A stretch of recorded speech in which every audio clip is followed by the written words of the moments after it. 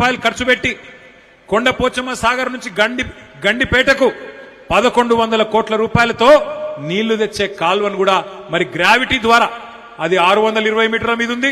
గండిపేట కిందికి 535 మీటర్ల మీద ఉంది. అంటే దగ్గర 90 మీటర్లు కిందికి మంచిగా నీరు జాలువారినట్టు వస్తుంది. అది కూడా మంజూరు చేసింది కేసీఆర్ ప్రభుత్వం 1100 కోట్ల రూపాయలతో. అట్లాగే మీ మూసారంబాగు బ్రిడ్జు, అట్లాగే మొత్తం మూసీ నది మీద 15 బ్రిడ్జులు 545 కోట్ల రూపాయలతోని మంజూరు చేసింది 2022 సంవత్సరంలో కేసీఆర్ ప్రభుత్వం.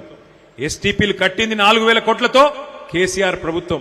గోదావరి నీళ్లను కొండపోచమ్మ సాగర్ తెచ్చి ఆడికెళ్లి గండిపేటకు నీళ్లు తెచ్చి ఆ గండిపేట నీళ్లను కిందికి మూసీలోకి వదిలేటట్టు ఇంతజాం చేసింది కేసీఆర్ ప్రభుత్వం. 15 బ్రిడ్జిలు మూసీ మీద మంజూరు చేసింది 545 కోట్లతోని కేసీఆర్ ప్రభుత్వం. శిలాఫలకం వేసింది కేసీఆర్ ప్రభుత్వం. ఆఖరికి ఉప్పల్ బగాయత్ నుంచి మీ నాగోల్ దాకా 5 కిలోమీటర్లు ఒక్క ఇల్లు కూలగొట్టకుండా, ఒక్క పేదవాడిని డిస్టర్బ్ చేయకుండా 5 కిలోమీటర్లు కేవలం 7 కోట్ల రూపాయలతోని సుందరీకరించింది. వాక్వేలు అదే విధంగా ఇతరత్ర కార్యక్రమాలు చేసింది కేసీఆర్ ప్రభుత్వం. ఇవాళ రేవంత్ రెడ్డి గారు చేయాల్సిందల్లా ఒక్కటే, జేబుల కత్తెర పెట్టుకొని తిరుగుతున్నాడు. ఆయన కత్తెర పెట్టుకొని తిరుగుతుండే జేబు దొంగ అనుకునేటోళ్ళు, జేబు దొంగ కాదు నేను అంటలేను. కత్తెర పెట్టుకొని తిరుగుతుండంటే ఎక్కడ కేసీఆర్ కట్టిన ఫ్లైఓవర్ ఉంటే అక్కడ పోయి రిబ్బన్ కట్ చేస్తాడు. కేసీఆర్ కట్టిన బిల్డింగ్ ఉంటే పోయి రిబ్బన్ కట్ చేస్తాడు. ఈయన సీఎం అంటే కటింగ్ మాస్టర్, రిబ్బన్లు కట్ చేసే కటింగ్ మాస్టర్. ఈయన చీఫ్ మినిస్టర్ కాదు, కేవలం కేసీఆర్ కట్టిన పథకాలకు కార్యక్రమాలకు రిబ్బన్లు కట్ చేసుకుంటూ తిరుగుతున్నాడు. ఇవాళ ఈయన మాట్లాడుతున్నాడు, మూసీ కడతా 1,50,000 కోట్లు ఖర్చు పెడతా అంటున్నాడు. మా ఆడబిడ్డలు మీరు ఆలోచన చేయాలి. అంబర్పేటలో దగ్గర 3-4 వేల ఇండ్లు గులగొడతాడట. 3-4 వేల ఇండ్లు గులగొట్టి అంబర్పేటలో మూసీ కడతా. నేను అడుగుతున్నా రేవంత్ రెడ్డి గారు, మొత్తం పని కేసీఆర్ గారు చేసింది కదా. శుద్ధి కేంద్రాలు కట్టినాం, బ్రిడ్జిలు మంజూరు చేసినాం, గండిపేటకు నీళ్లు తెచ్చే సౌలత ఏర్పాటు చేసినాం. నువ్వు చేయవలసిందల్లా ఒకటే, 2 దిక్కుల మూసీకి మంచిగా బందోబస్తుగా రోడేసి అందులో ఏమన్నా చిన్న ఆక్రమణలుంటే కేసీఆర్ గారు కట్టిన డబుల్ బెడ్రూమ్లే ఉన్నాయి, అవి వాళ్ళకిచ్చి మెల్లగా వాళ్ళను బుదిరకిచ్చి దగ్గరుండి జర్ర పని మంతుని లెక్క పనిచేస్తే 1,50,000 కోట్లు కాదు 16,000 కోట్లలో ఒడగొట్టచ్చు కథంతా. 16,000 కోట్లలో ఒడిచిపోయేదానికి 1,50,000 కోట్లు ఎందుకు ఖర్చు పెడుతున్నావా రేవంత్ రెడ్డి అంటే ఆయనకు నా మీద కోపం వస్తుంది. ఇక కోపం వస్తే ఏం మాట్లాడతాడు రేవంత్ రెడ్డి? ఎందుకా 1,50,000 కోట్లు అంటే నీ గుడ్లు వీకి గోటీలాడతా. అరే నేనేమన్నా నువ్వు చెప్పు విషయం చెప్పంటే నీ గుడ్లు వీకి గోటీలాడతా. ఇంకా గట్టిగా అడిగినావు అనుకో, మరి మస్తుగా నరికినావు కదా, నెలకు 2,500 ఇస్తానో మా ఆడబిడ్డలకు, 2.5 ఏళ్ళు అయిపోయా, ఏం సంగతి రేవంత్ రెడ్డి గారు అంటే లాగుల తొండలు ఇడిచి పెడతా.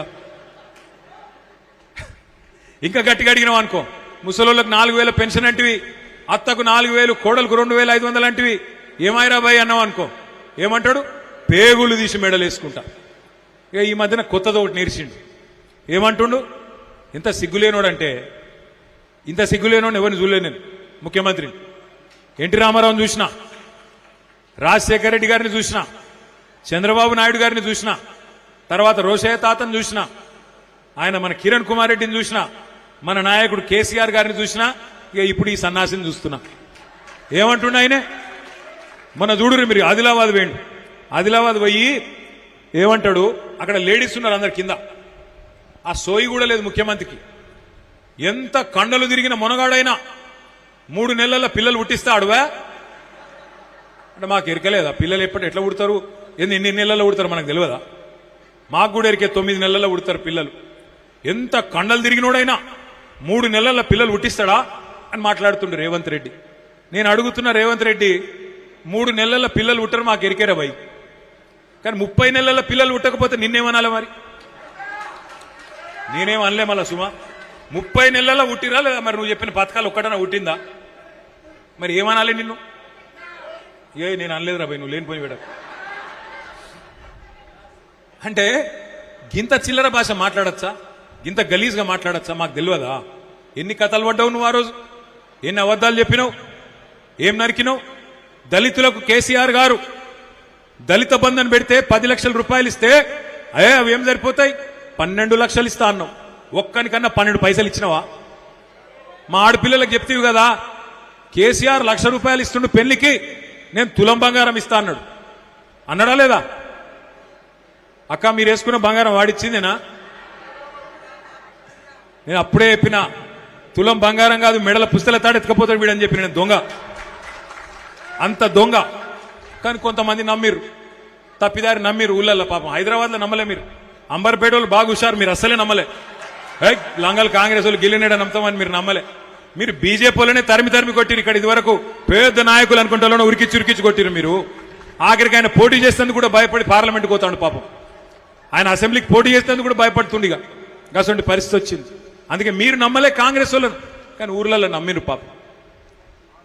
10,000 కాదు 15,000 ఇస్తా అన్నాడు రైతులకు. కేసీఆర్ 2 పంటలకు ఇస్తుండు, నేను 3 పంటలకు ఇస్తా అన్నాడు. ఇలా 2 లేదు 3 లేదు 1 లేదు 4 సార్లు ఎగ్గొట్టిండు రైతు బంధు. ఎగ్గొట్టుడే కాదు, మీకు ఒక విషయం చెప్పాలి. ఎంత ఘోరం అంటే, ఇప్పుడు నిన్న కేబినెట్ సమావేశం జరిగింది, మంత్రివర్గ సమావేశం. నేను అడిగిన మన పార్టీ తరఫున, రాష్ట్రంలోని రైతుల తరఫున, రేవంత్ రెడ్డి గారు ఇప్పుడు ఏం ఎలక్షన్ లేవు, నువ్వు అనవసరంగా బేసజానికి ఓకు, గీన చెప్తుండు కదా నేనెందుకు చేయాలి అనుకోకు. రాష్ట్రంలో ధాన్యం కొంటలేరు, వడ్లు కొంటలేరు, మక్కలు కొంటలేరు, ఎక్కడికక్కడ రోడ్ల మీద ఆరవోసుకున్నారు. ఆగమాగం ఉన్నది పరిస్థితి రైతులది. ఆ ధాన్యం కుప్పల మీద కుప్పగులు చచ్చిపోతున్నారు. ఓదికు వడదెబ్బకు చస్తున్నారు, ఓదికు నువ్వు కొంటలేక నీ దెబ్బకు చస్తున్నారు. చూసుకో జరా, మంత్రివర్గ సమావేశంలో మాట్లాడి ఆ పైసలేదో కేటాయించి ధాన్యం కొను అని చెప్పి నేను డిమాండ్ చేసిన. నేను అనుకున్న దబ్బన చూస్తాడేమో, చూసి ఏమన్నా రైతులకేమైనా చెప్తాడేమో అనుకున్నా. నిన్న పిడుగు లాంటి వార్త చెప్పిండు. ఏమంటుండు రేవంత్ రెడ్డి? నిన్న కేబినెట్ సమావేశంలో నిర్ణయం తీసుకున్నాడట. ఇప్పుడు మన కాడ ప్రీపెయిడ్ సెల్ ఫోన్లు ఉంటాయి, మీకు తెలుసు కదా. ప్రీపెయిడ్ ఫోన్లు తెలుసు కదా, ముందే పైసలు కట్టాలి, అది మీటర్ తిరుగుతూనే ఉంటుంది, ఆయనతో బంద్ అవుతుంది. ₹1000 ఛార్జ్ చేసినాం అనుకో, ఆ ₹1000 ఇవ్వగానే అది బంద్ అవుతుంది పనిచేస్తుంది. రేవంత్ రెడ్డి నిన్న కేబినెట్ లో నిర్ణయం తీసుకున్నాడు. ఇక రాష్ట్రంలో మీటర్లు, మామూలు మీటర్లు తీసేస్తారట, మొత్తం ప్రీపెయిడ్ మీటర్లు పెడతారట. ఇక అంటే మీ ఇంట్లల్లో స్మార్ట్ మీటర్లు పెడతారు. ఇక బిల్లు కట్టకపోతే అప్నే ఆప్ బంద్ హోయాత. ఒక మీకే కాదు, హైదరాబాద్నే కాదు, మొత్తం రాష్ట్రంలో రైతులందరికీ మొదలు ట్రాన్స్ఫార్మర్ల కాడ మీటర్లు పెడతారట. అటెనక బాయిల కాడ మోటార్లు ఉంటాయి కదా, ఆ మోటార్లకు కూడా మీటర్లు పెడతారట. ఇక మీకు కేసీఆర్ గారు అందుకే చెప్పిండు ముందే, ఆనాడు మోడీ గారు ఎంత ఒత్తిడి తెచ్చినా, మోడీ గారు మెడ మీద కత్తి పెట్టినా కేసీఆర్ గారు ఒప్పుకోలే. మోటార్లకు మీటర్లు పెట్టమంటే నా బొండిగ మీద కత్తి పెట్టినా, నా మెడ కోసినా నేను మాత్రం పెట్టా అని చెప్పి కేసీఆర్ గారు పెట్టలే. కానీ ఇలా రేవంత్ రెడ్డి, ఆయన మీద కేసులున్నాయి కదా, భయం ఎక్కువ ఆయనకు. పాపం కేసులున్నాయి కదా, భయం ఎక్కువ. అందుకే మోడీ చెప్పంగానే, మోడీ తానానంగానే తందానా అన్నాడు. నిన్న కేబినెట్ లా నిర్ణయం తీసుకున్నాడు, మోటార్లకు మీటర్లు పెడతాడట. మరి ఈ రాష్ట్రంలో రైతులు ఆలోచన చేసుకోవాలి. ఈ కాంగ్రెస్ పార్టీ ఫ్యూజులు వీకేద్దామా, కాంగ్రెస్ పార్టీ ఫ్యూజులు వీకి వీళ్ళను బంగాళాఖాతం లేద్దామా, లేదా ఇట్లనే చూసుకుంటా ఊకుందామా, ఆలోచన చేయాలని చెప్పి నేను కోరుతా ఉన్నా. మరి ప్రీపెయిడ్ మీటర్లు పెడితే హైదరాబాద్ లో మీ ఇళ్లకు కూడా వస్తారు. ఇక అదానీలు, అంబానీలు వాళ్ళే ఉన్నాయి దుకాణాలు మొత్తం, వాళ్ళు ఇల్లుకి వచ్చి మీటర్లు పెడతారు. మళ్ళా ఓ దిక్కు ఫ్రీ కరెంట్ అంటారు, ఇంకో దిక్కు ఉచిత కరెంటు, ఉత్త కరెంట్ అవుతుంది, మొత్తం మళ్ళా బతుకు ఆగం అవుతుంది. కేసీఆర్ గారు అందుకే చెప్పింది ముందే, ఆలోచించాలే, ఓటేసేటప్పుడే ఆలోచించాలే, ఆగం కావద్దు. మీ అందరితో నా ప్రార్థన, ఓటు అంటే గుర్తొచ్చింది. ఒక ముఖ్యమైన కార్యక్రమం మన రాష్ట్రంలో కూడా ప్రారంభం కాబోతా ఉన్నది, తొందరలోనే ప్రారంభం కాబోతా ఉన్నది. చాలా ముఖ్యమైన కార్యక్రమం. దాని పేరు SIR, స్పెషల్ ఇంటెన్సివ్ రివిజన్. అంటే తెలుగులో చెప్పాలంటే ఓటర్ జాబితా యొక్క వడపోత కార్యక్రమం. మరి ఇవాళ మనం మీటింగ్ పెట్టుకున్న ముఖ్య ఉద్దేశం కూడా 2. ఒకటి, మీకు సభ్యత్వ నమోదు గురించి చెప్పాలి, అది జూన్ నెలలో స్టార్ట్ అవుతుంది. అట్లాగే ఈ SIR అనే కార్యక్రమం కూడా జూన్ నెలలోనే స్టార్ట్ అవుతుంది. ఏం జరుగుతుంది SIR అంటే ఇది మీకు చెప్పాలి. ఇప్పటిదాకా తమ్ముడు ఆ లెక్చరర్ గారు చెప్పిండట, సంతోషం, కాచిగూడ నుంచి వచ్చిన తమ్ముడు. కానీ నేను కూడా ఒక 2 విషయాలు మీకు చెప్తా. SIR అనేది ఏం కొత్త కార్యక్రమం కాదు. SIR అనేది మనం ఏం భయపడవలసిన అవసరం లేదు, కొంత జాగ్రత్తగా ఉంటే చాలు. మీకు నేను లిస్ట్ ఇస్తా. మీ అంబర్పేట నియోజకవర్గంలో 2,80,000 ఓట్లున్నాయి, 2025 లిస్టు ప్రకారం, ఓటర్ లిస్టు ప్రకారం. నేను వెంకటేష్ అన్నకు మళ్ళా మీకు ఇంకో మీటింగ్ పెట్టి ఆ మీటింగ్ లో మీకు లిస్ట్ కూడా అందజేస్తా. ఏం లిస్ట్ ఇస్తా? 2025 ఓటర్ లిస్ట్ ప్రకారం మీ దగ్గర ఎన్ని డూప్లికేట్ ఓట్లు ఉన్నాయి, ఎన్ని డబల్ ఓట్లు ఉన్నాయి అనే లిస్టు మీకు నేను అప్పచెప్తా. డబల్ ఓట్లు ఎట్లుంటాయి అంటే 4 రకాలుగా ఉంటాయి. కొన్ని మీ నియోజకవర్గంలో ఉంటాయి. ఉదాహరణకు చెప్తున్నా, వేరే అనుకోకరి. ఇప్పుడు ఇక్కడ విజయ్ కుమార్ గౌడ్ ఉన్నాడు. విజయ్ కుమార్ గౌడ్ అంబర్పేటలో ఒక ఓటు ఉండొచ్చు, అట్లాగే బాగంబర్పేటలో ఇంకో ఓటు ఉండొచ్చు. నేను విజయ్కి 2 ఇండ్లు ఉన్నాయని చెప్తలేను, మీరు ఆయన అపార్థం చేసుకున్నారు. నేనేం అంటలేను రవి, మళ్ళీ మీ ఆవిడకి చెప్పు లేని పోని పంచాయతీ. ఒకవేళ దబ్బన ఉంటే ఒక ఓటు అంబర్పేటలు ఉండొచ్చు, ఇంకో ఓటు బాగంబర్పేటలు ఉండొచ్చు. ఇది ఒక రకమైన డబల్ ఓటు. రెండో రకం ఏంటంటే కొంతమందికి ఊర్లలో ఉంటుంది. మా సిరిసిల్లోళ్ళు కూడా ఇక్కడ చాలా మంది ఉంటారు అంబర్పేటలో. ఇగో మా రవీంద్రరావు ఉన్నాడు ఇక్కడికి, పోతుగల్ ఆయన. ఇగో ఈయన రవీంద్రరావు మా సిరిసిల్ల నియోజకవర్గమే, పోతుగల్ అని ముస్తాబాద్.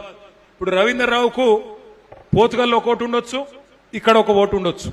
డబల్ ఓటు అంటే ఊళ్ళో ఒకటి క్యావరే భయ్ అచ్చా, ఊర్లో ఒక ఓటు, రెండోది ఇక్కడ ఒక ఓటు ఉండొచ్చు. అదొక తరీకా. అంటే ఆడొకటి ఈడొకటి. ఇక మూడోది, ఒక జిల్లాలో ఇక్కడ హైదరాబాద్ జిల్లాలో ఇంకో జిల్లాలో ఉండొచ్చు, కరీంనగర్ జిల్లాలో ఉండొచ్చు, సిరిసిల్ల జిల్లాలో ఉండొచ్చు. నాలుగోది, తెలంగాణలో ఒక ఓటు ఉండొచ్చు, ఆంధ్రాలో ఇంకో ఓటు ఉండొచ్చు. ఈ 4 తరీకల డబల్ ఓట్లు ఉండే అవకాశం ఉన్నది. ఆ లిస్టు మొత్తం నేను వెంకన్నకి ఇస్తా, కాలేరు వెంకటేష్ గారికి ఇస్తా. ఏ బూత్ లో, ఉదాహరణకు విజయ్ కుమార్ గౌడ్, విజయ్ నీ ఇంటి పేరేంద్రా? ఇంటి పేరేంద్ర? ఈదునూరు విజయ్ కుమార్ గౌడ్ అనుకో ఎగ్జాంపుల్. ఏం చేస్తా అంటే రేపు నేను ఈదునూరు విజయ్ కుమార్ గౌడ్ అనే వ్యక్తికి ఎన్ని ఓట్లు ఉన్నాయి ఓటర్ లిస్ట్ ప్రకారం అని చెప్పి నేను నా దగ్గర ఒక సాఫ్ట్వేర్ ఉన్నది, దాన్ని నడిపినాక మొత్తం లిస్ట్ వెంకన్నకి ఇస్తా. ఇక విజయ్కి ఒక ఓటు ఇక్కడ ఉంది. అప్పుడు మనోళ్ళు ఏం చేయాలి? బూత్ ఏజెంట్లు ఇక్కడికి పోవాలి, ఈ బూత్ వాళ్ళు ఇక్కడికి పోవాలి, ఈ బూత్లో పోవాలి, ఆ బూత్ వాళ్ళు ఆ బూత్లో పోవాలి. అసలు ఈ మనిషి ఎక్కడున్నాడో దొరకబట్టాలి. అసలు ఈ మనిషి ఉన్నాడా లేడా, ఇది ఉత్త ఓటా నిజం ఓటా, ఉంటే ఎందుకు డబల్ ఓటు ఉన్నది?